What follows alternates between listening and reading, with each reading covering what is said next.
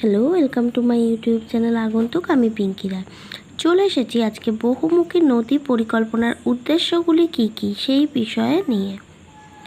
তাহলে দেখো উত্তরটা কি লিখব।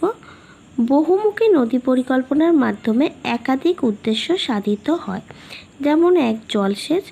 জলাধার থেকে খাল খনন করে সারা বছর কৃষিক্ষেত্রে জলসেচ করা হয়। 2, জলবিদ্যুৎ উৎপাদন। জলাধার থেকে কৃত্রিম জলপ্রপাতের মাধ্যমে টারবাইন ঘুরিয়ে জলবিদ্যুৎ উৎপাদন করা হয়। 3, বন্যা নিয়ন্ত্রণ। বর্ষার অতিরিক্ত জল জলাধারে সঞ্চয় করে রাখার ফলে পার্শ্ববর্তী অঞ্চলগুলিতে বন্যা নিয়ন্ত্রণ করা সম্ভব হয়। 4, পরিবহন ব্যবস্থা।